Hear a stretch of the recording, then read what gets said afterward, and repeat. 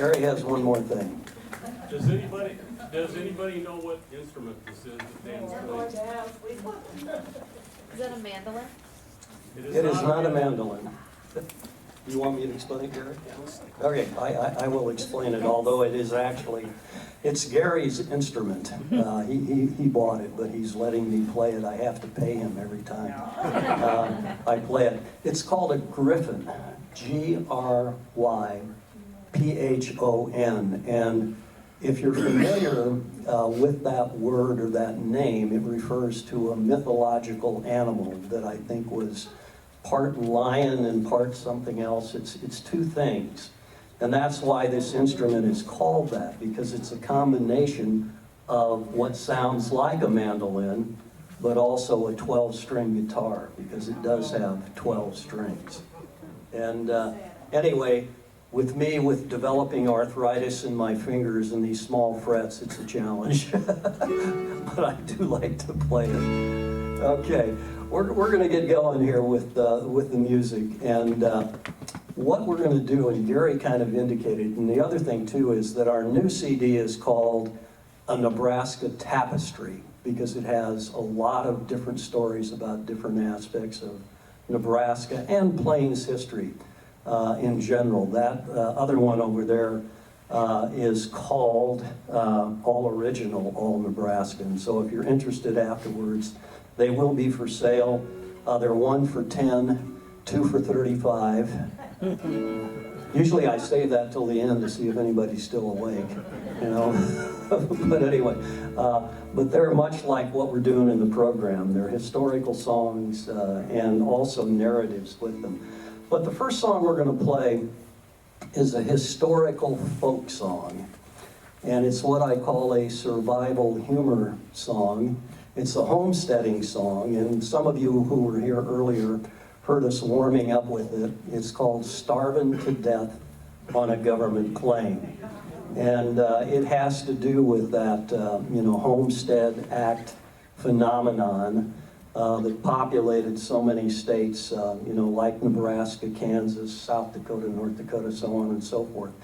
And one of the interesting things for me, where I taught in Nebraska at Prairie State College, I was real close to Brownville, Nebraska, which is right on the Missouri River.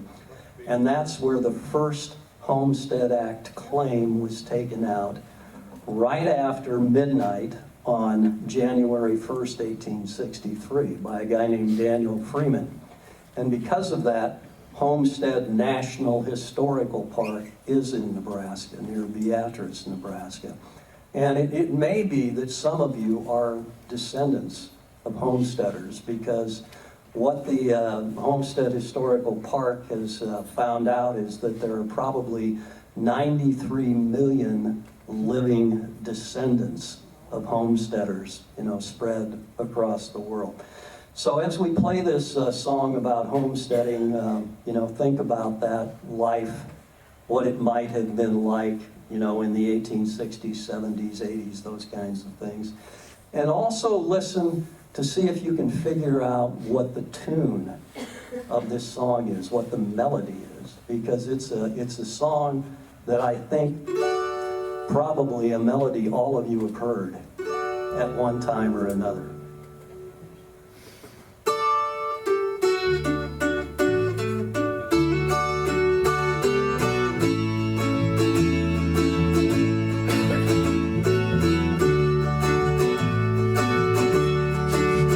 Oh, Frank Baker's my name, and a bachelor I am.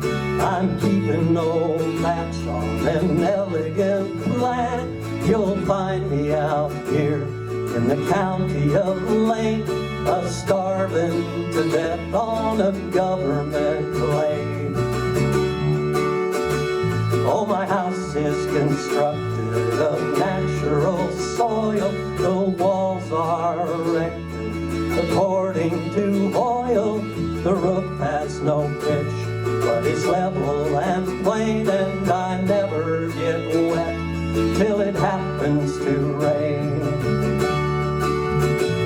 So hurrah for this county, the land of the free, the home of the grasshopper, bedbug, and flea, I'll holler its praises and sing of its pain while starving to death on a government plane.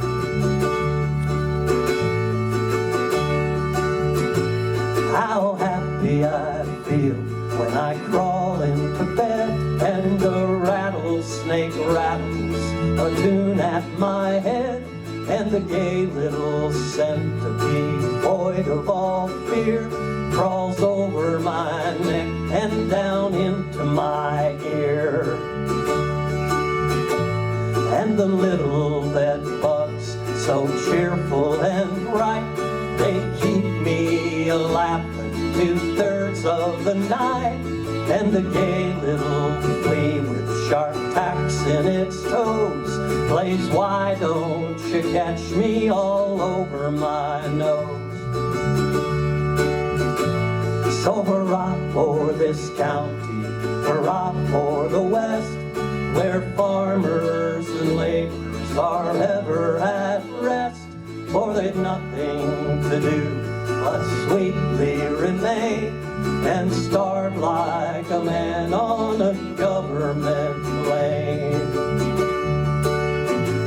Oh, they've nothing to do but sweetly remain and starve like a man on a government plane. Thank you. Thank you so much. Appreciate it. Gary's dad was actually born in a sod house, and out near a place called Burwell, Nebraska. Oh, okay, you do know where Burwell is. Okay, terrific. Okay, terrific. Yeah, there is a well-known rodeo in Burwell that has run for many, many years. But, you know, so I've known people whose parents were raised in sod houses, whose grandparents were raised in sod houses. I've even known people who themselves were raised in sod houses, and not just Gary's dad, because I knew Gary's dad quite well as well. So it's just kind of an interesting phenomenon, you know, that you have that kind of history. Anyway, did anybody pick up on that tune? Okay, it sounded familiar, right? Okay, well, if I go like this, that's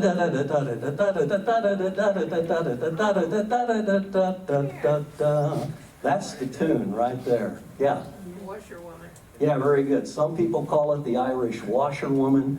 Some people call it the Irish jig. But I like to play that song, first of all, because that's how I really started doing this kind of music.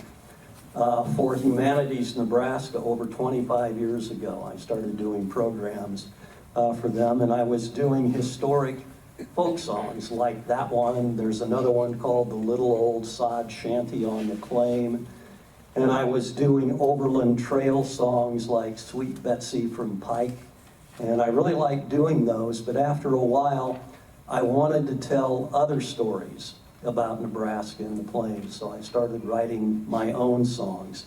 And that's really what we're going to do here for the rest of the program, is we're going to play some of the original music that we do. But just going back to that song, Starving to Death on a Government Claim, it shows a lot about American folk music because we adopted British, Irish, and Scottish melodies to sing our folk songs and just simply put our words to them. And that song is a really good example of that. Okay, got to get a different instrument here.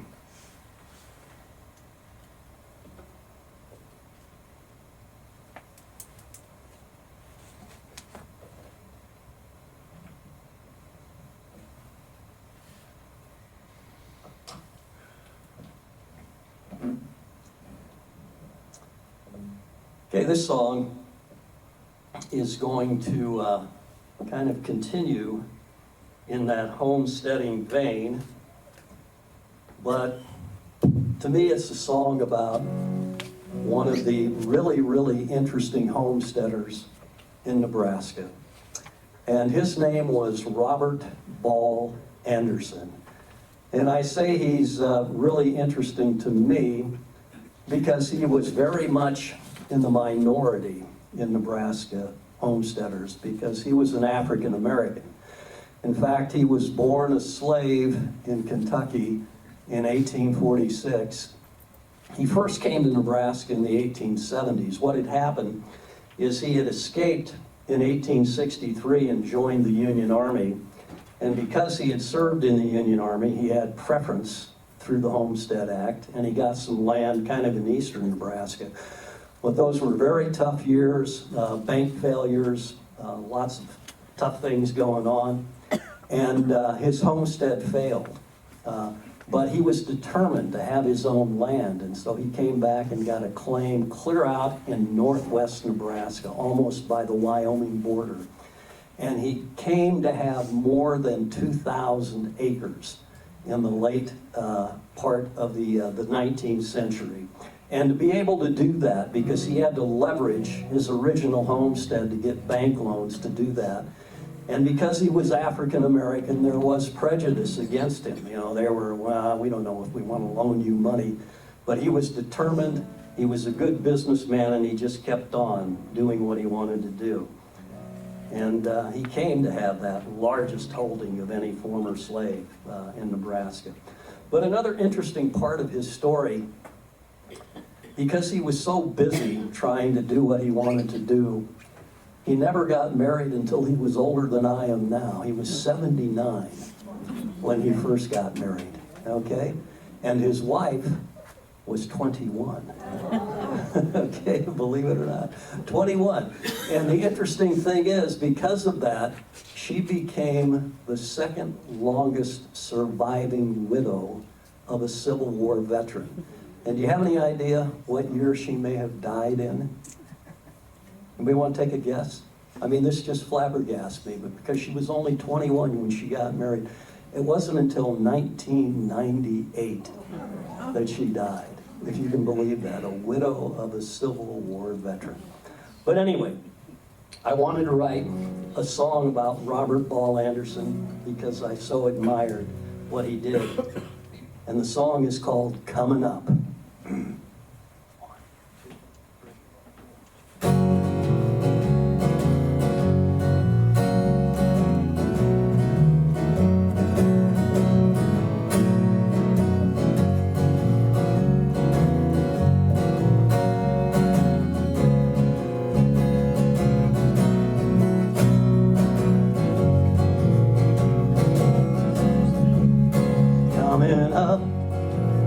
Coming up, weren't nobody gonna keep him down. Coming up,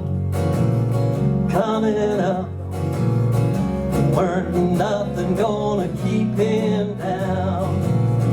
Saw his mother roll down river when he was only 6. 'Cause another child's mother reckoned she could do just what she wished. Got a whipping from this fine same lady who rubbed pepper on his bloody back. Weren't no telling what a good Christian woman might do to keep him back. Coming up, weren't nobody gonna keep him down. Coming up, weren't nothing gonna keep him down. Wars and bought his freedom, though he didn't wait for that. A dream grows, a free spirit owns a man and wears his hat. He could homestead, try Nebraska, could scratch an itch that had never passed. Because staking, claim as a free man, could drive a stake into the past, coming up, coming up. Weren't nobody gonna keep him down, coming up, coming up. Weren't nothing gonna keep him down. Where a man had to claim even his name, though they still called him Uncle Bob and some zip code. Coming up, coming up. Weren't nobody gonna keep him down, coming up, coming up. Weren't nothing gonna keep him down.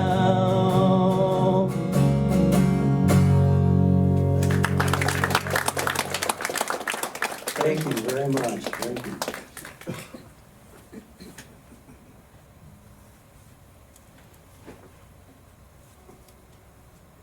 Okay, obviously, here we're right close to the great Missouri River, which was so important for commerce and still is important for commerce, but earlier was very important for exploration with Lewis and Clark.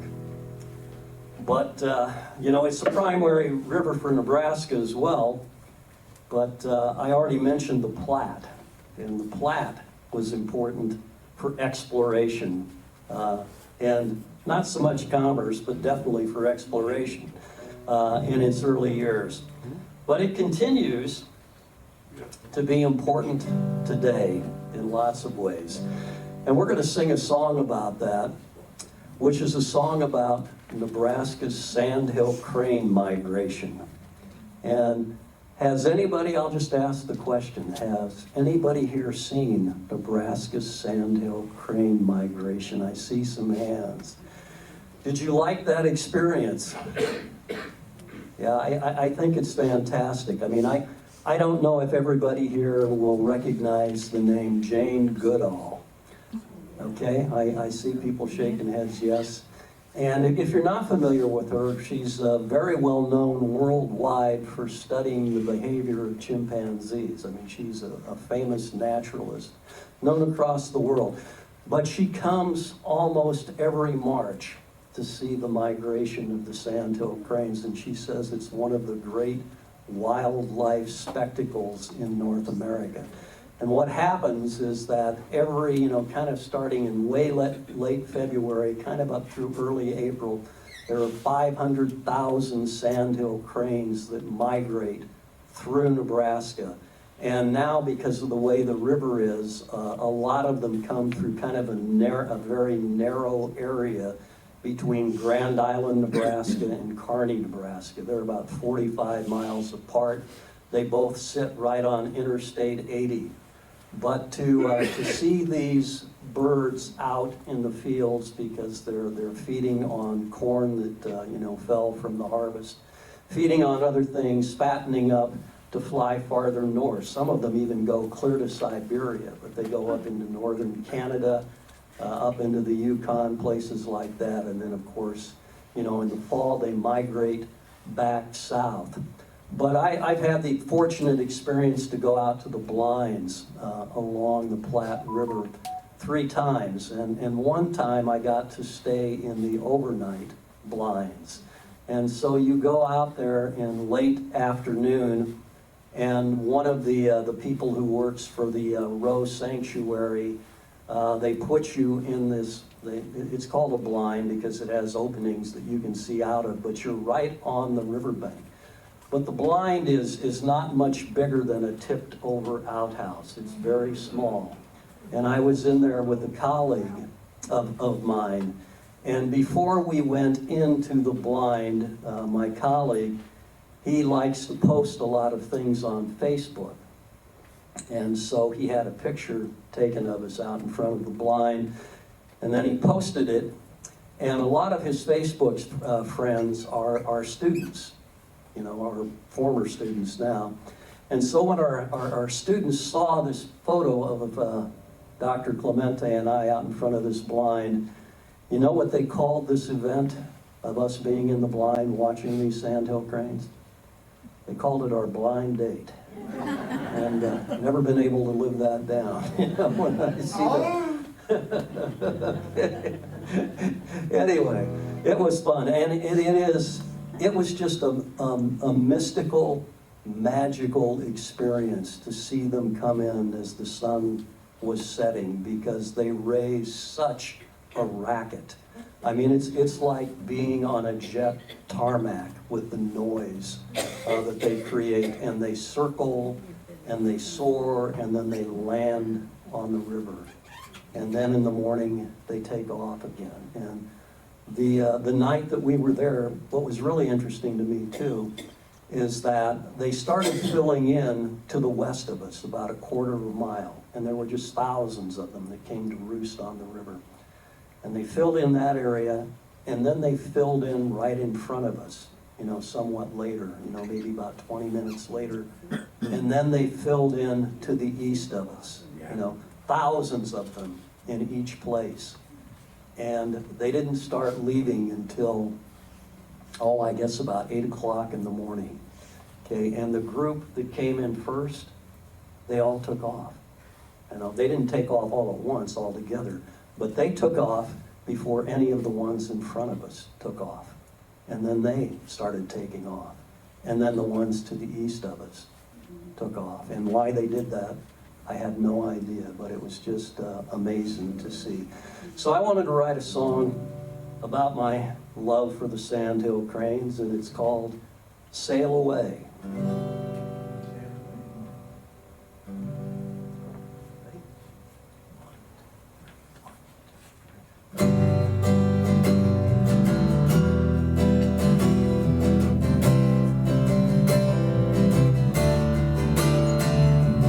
Brothers and sisters to the wind, fly away, right away on the warm air. Before the first bloom of spring, take wing and chase the gray clouds of winter. Sail away, sail back, sail on to the river. Sail away, sail back, sail on to the river.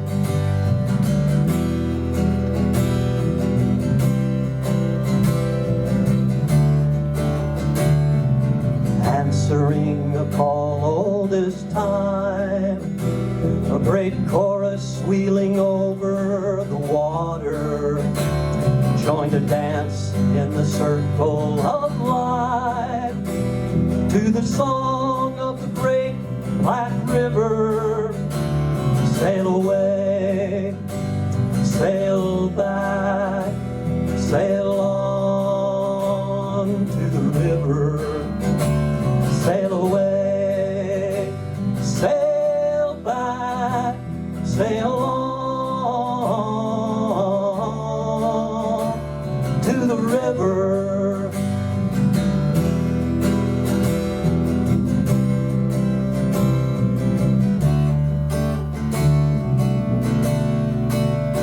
Glide through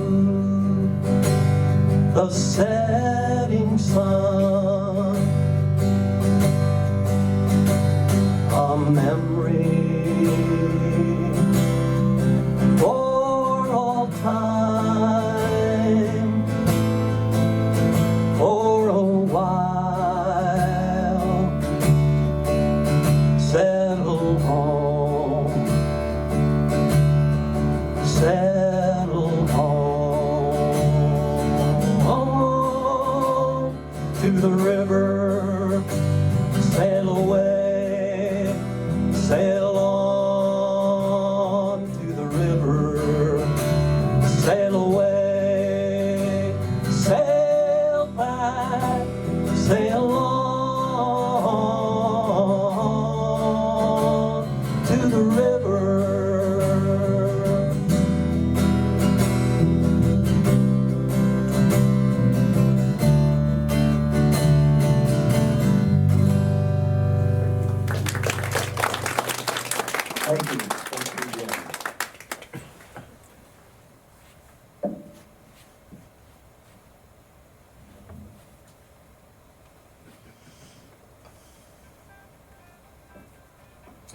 Okay, as you might gather from that song, I think that that is one of Nebraska's really interesting natural features.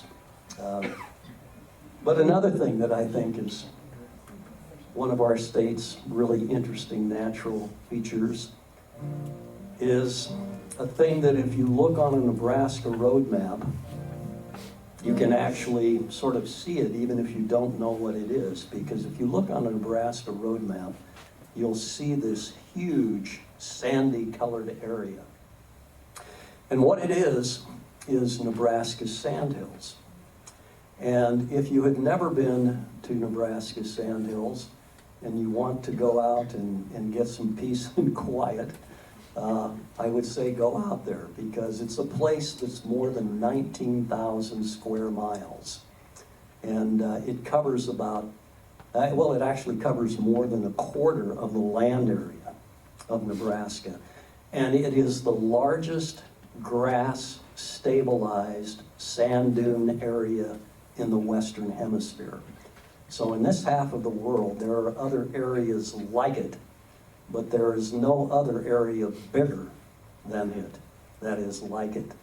And so you go out there, and the population in this 19,000 square mile some area is like one person per square mile. It's very, very sparsely populated. The towns are small. They're often, 40 and 50 miles apart. But it's a great place to raise cattle. It's one of the best cattle ranching areas in the world. And the interesting thing with Nebraska's history is that ranchers didn't initially go into the sandhills. They just thought it was too forbidding a place to be able to make a living. But what happened in the late 1870s, there were some really bad blizzards, and cattle from ranches on the fringes of the sandhills wandered in there. And the ranchers went in, and they found not only their livestock, but other ranchers' livestock. And lo and behold, the cattle that had drifted in during those storms were doing better than the cattle on the home place. And so they decided, hey, let's give this a shot. And so they very definitely did. The other thing I find fascinating about them, Minnesota's called the land of 10,000 lakes. Well, here in this vast sandy area, there are more than 2,000 natural lakes, And you got to wonder, how in a place that has all of this sand do you have these natural lakes? Well, Nebraska has a good part of what's called the Ogallala Aquifer, an underground water source that bubbles up in the meadows. And so anyway, I wrote a song about this. It's called Back to the Sandhills.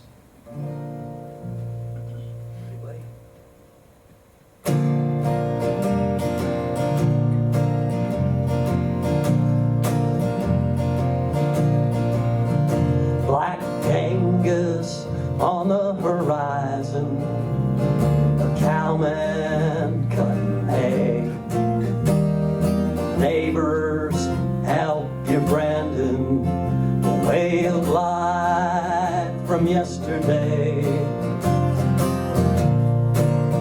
Small towns lie far apart, friendly people along the way. They're all part of the rhythm of a sandhill serenade. So take me back to the sandhills, the place where I was born. Back to the sandhills, I've been away too long. Back to the sandhills, the place where I was born. Back to the sandhills, back to my sandhills home.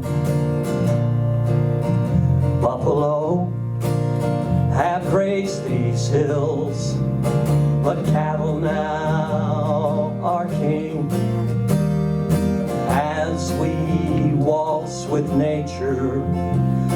taking what the weather brings. Sometimes best friend, the blue stem. Sometimes it burns every blade. Grass, wind, and water keep the rhythm of a sandhill serenade. Blue rivers, green valleys, a whole passel of lakes. The sky-wide sunset over wide open space. It's a part of my heart. It's the place I long to roam. Back to the sandhills. You bet, the sandhills. That's right, the sandhills. Back to my sandhills home.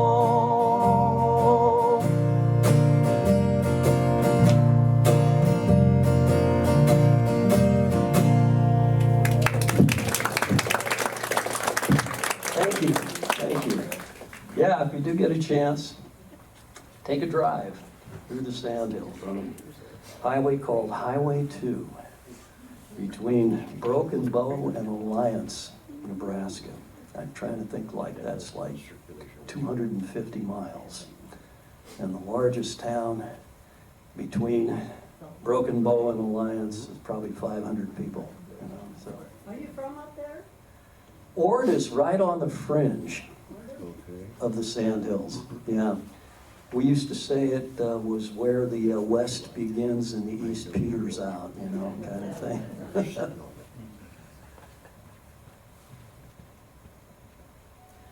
Okay, we want to do a song for you now that picks up on a story that's actually took place very close to here,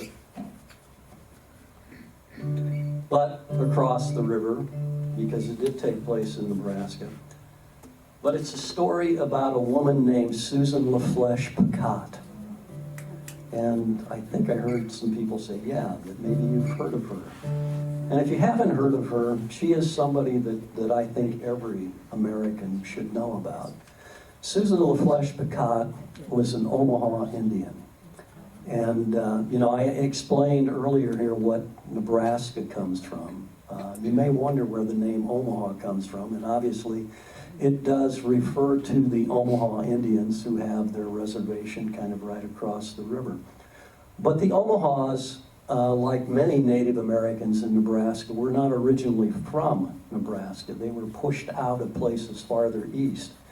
And they came up the Missouri River, and what Omaha means is upstream people were against the current because they came up, you know, against the Missouri River. But you have this woman named Susan LaFleche Picotte, and she becomes the first Native American doctor who actually goes through medical school. She graduates in 1889 from the Philadelphia Women's Medical College. There were more than 40 women in her class, and she graduated at the head of her class. She had the top scores. And, you know, I said the first Native American doctor because, I mean, man or woman, you know. There was not a male who beat her out who was a Native American. And she had a lot of champions, women in the East, who wanted her to stay there and practice medicine. But she didn't want to do that. She had the desire as a little girl to come back and help her people because she knew they needed better medical care. And so she pretty much immediately came back to serve the Omahas. And she helped them not only with medical issues, but with land rights issues. She built her own hospital in Walt Hill, Nebraska. That building still stands today. It's on the National Register of Historic Places. And what I think is just a really great thing is that a lot of medical people who know her story chipped in to raise funds to refurbish that hospital, to bring it back, to its kind of original state, because it was built in 1915. Anyway, I wanted to write a song about her, and it's called Homeward the Arrows Flight. And let me just explain the title a little bit. The reason it's called that part of her name, La Flèche, because I said Susan La Flèche Pacat, well, her father was part French. Her father was the son of a French trader, but his mother was Native American. And La Flèche, which of course is French, but it means in English, the arrow. And I felt like Susan La Flèche Pacat, like an arrow, flew to the schooling that she needed to become a physician, but then she flew straight back to her beloved home in Nebraska to serve her people. So here's some of Homeward the Arrows Fly.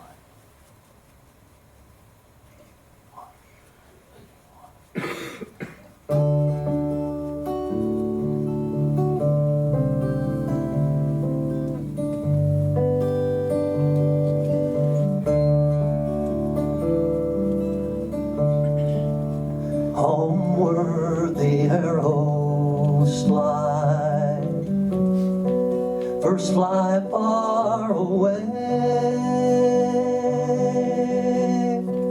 You know you'll be back again.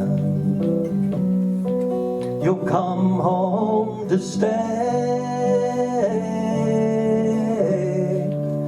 Homeward the arrows fly, though you fly far away. When you were a child, did you know what life would ask you? And if you knew, would you ever have grown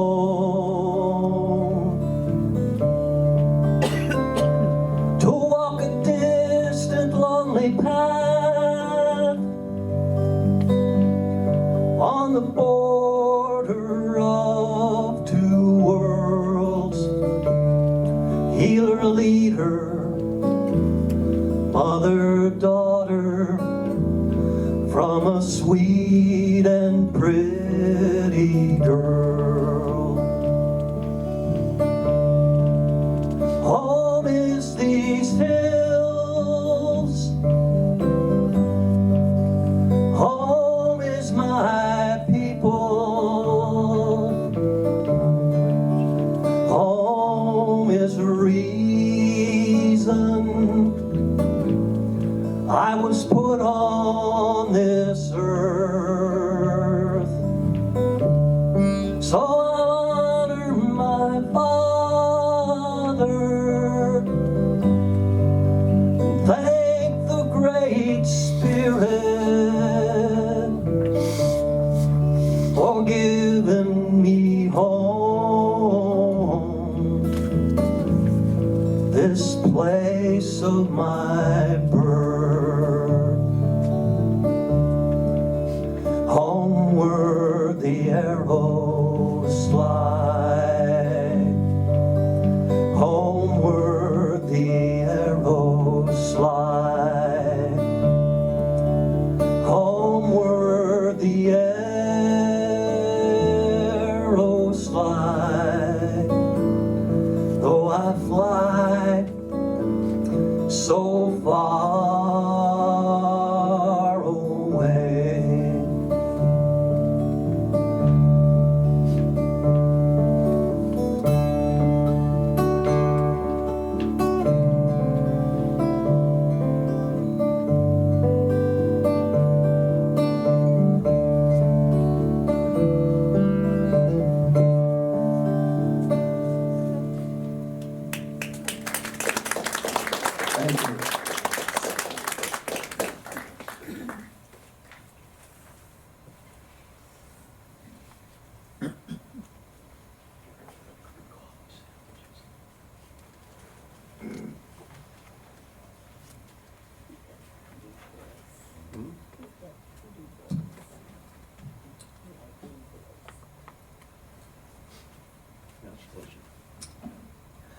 Nebraska has a lot of what I think is very interesting World War II history.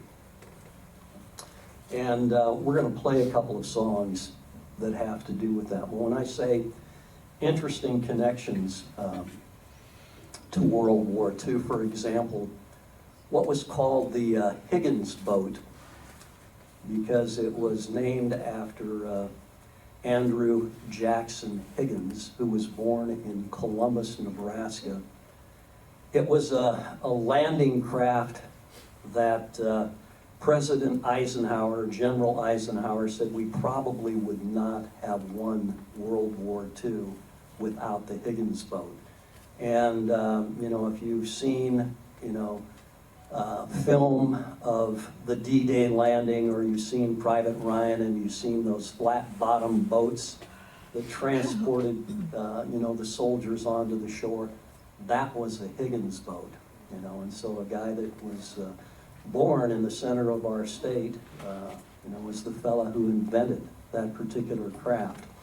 But the song we're going to sing right now is called Coffee, Sandwiches, and Love. And I think some of you out there probably know the story behind this song, because it's about what was called the North Platte Canteen. And if you've never been through North Platte, it's right along Interstate 80. It's kind of out toward the western part of the state. I say toward the western part because you really have to go another 150 miles, at least to get into Wyoming, beyond North Platte. But right on the main line of the Union Pacific. And during World War II, what happened is that women in North Platte, and then it spread out to 125 communities altogether, got together and volunteered to provide hot coffee, sandwiches, cakes, pies, boundless affection to the service people who came through North Platte in World War II. And it started on Christmas Day in 1941, obviously not long after Pearl Harbor, and it went up through April 1st, 1946. And these women were so organized that they never missed a troop transport train in more than 4 years. And I can't remember if I mentioned, but they served over 6 million service people. And what a phenomenal volunteer effort. Think about being able to do that with no email, no cell phones, the kinds of roads they had in that day, having to deal with rationing. You could only get so much sugar, so much flour, so on and so forth, but they did this. And, soldiers, because, they interviewed guys after the war, many years after, and, do you remember North Platte? Yeah, they did. Or soldiers would be in the foxholes in France, and they'd ask each other, did you go through North Platte? That kind of thing. It made such an impression on them that people would take the time to do that. And so I wanted to write a song about this, and as I said, it's called Coffee, Sandwiches, and Love. This thing never wants to cooperate with me. Kind of like some of my former students here. Ready, partner?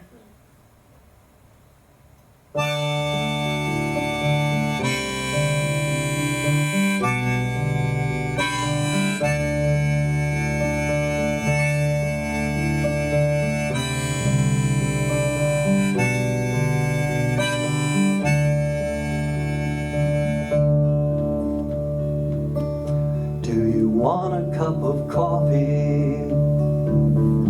Would you like a piece of pie? Wish there were more that we could give you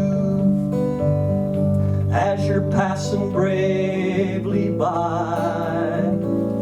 I know we don't know you, yet we've known you all our lives. You're our brothers, sons, our sisters, mothers, wives. Yes, we've only got 10 minutes. Moments are what life's made of. We'll give the best that we can give you. Coffee, sandwiches, and love. Yes, the best that we can give you. Coffee, sandwiches, and love.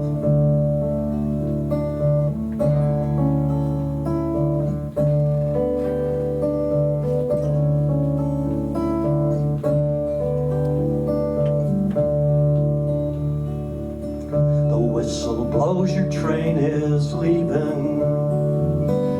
Take this memory of our town. We'll watch these rails to the horizon. Pray they bring you back around. Where will this war take us? Though we're at home, we're far away.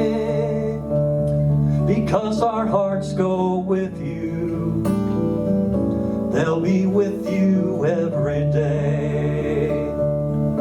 Yes, we only had 10 minutes. Moments are what life's made of. We gave the best that we could give you. Coffee, sandwiches, and love. Yes, the best that we could give you. Coffee, sandwiches, and love.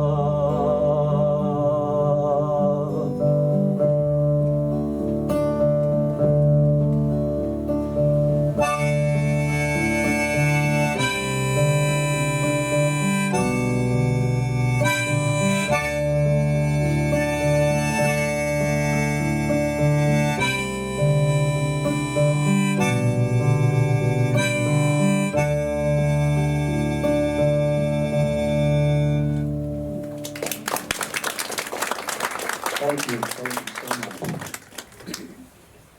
We'd like to do one more song for you. And as I mentioned, it's another one that has to do with World War II. And what happened is because of Nebraska's geographic position in the middle of the United States, there were lots of airfields built in Nebraska. But there were lots of ammunition depots built in Nebraska. And the most well-known one was in Hastings, Nebraska, which is in south central Nebraska. It's a city now of about 25,000 people. But when construction was started to build the ammunition depot, which eventually supplied more than 40% of all the ammunition used by the Navy during World War II. If you can believe that, this place in Nebraska. It was only about 15,000 people, fairly, small city, small town. Anyway, the United States government, the military decided to build there. And within a year, the city had grown to more than 23,000 people. So if you can imagine going from 15,000 to 23,000 people. Okay, and this depot, the whole structure, the whole layout, took up more than 70 square miles. And within a year, the construction crew built more than 2,200 buildings, more than 275 miles of roads, more than 200 miles of railroad lines, and then all of the sewage lines and electrical lines to do this project. So they started construction in July of 1942. By July of 1943, they were shipping out armament, ammunition, and they made all kinds of shells that the Navy used. But it was, as you can imagine, dangerous work. And one of the things that happened in September of 1944, there was a massive explosion at the depot. And it blew a crater more than 550 feet long, more than 50 foot deep. It could be felt as far away as Lincoln, which is about 100 miles from Hastings. And it unfortunately vaporized 9 people. They never found anything of them, and of course injured many other people. But like many of these projects in World War II, women were hired to do the work because just men weren't available to do it. And I wanted to write a song about this, and I ended up writing a song that's based on a woman who was actually a real worker, although I never mentioned her name in the song. Her name was Laverne Oschlager, and she was 18 when she came to work at the Naval Ammunition Depot. And she was just out of high school, and this was her first job. And she worked 6 days a week, 12 hours a day. And this song is called "We Are the Ammunition." 2, 3, 4.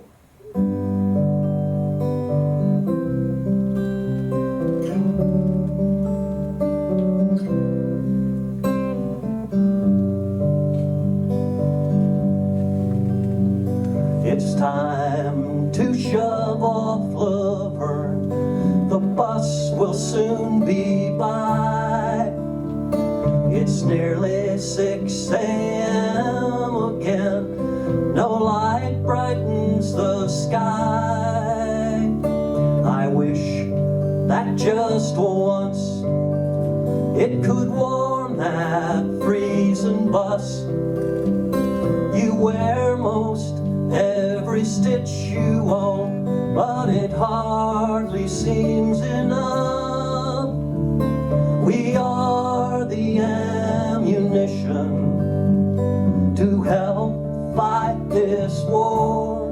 Sweethearts somewhere in the Pacific, on some distant shore. We are the ammunition. Who'd have thought it'd be this way? I'm barely out of high school, but I work each livelong day. We are the ammunition. The time I left my ID badge on those custard coveralls, my hand shook near as bad as when that blast rocked our walls. We don't much talk about it, but Lord, we know on any day a random spark could get loose and blow us all away. We are the ammunition to help fight this war. Sweethearts somewhere in the Pacific, on some distant shore. We are the ammunition. Who'd have thought it'd be this way? I'm barely out of high school, but I work each livelong day. We are the ammunition. We strip down at the start and end of each and every shift. It leaves you feeling most exposed, but most days the job's a gift. To dig out of the dust bowl, to keep our minds on nearby cares, while the winds of war blow far away and our boys are over there.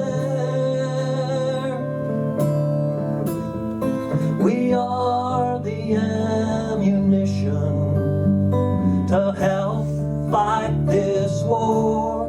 Sweetheart, somewhere in the Pacific, on some distant shore. We are the ammunition. Who'd have thought it'd be this way? I'm barely out of high school, but I work each livelong day. We are the ammunition.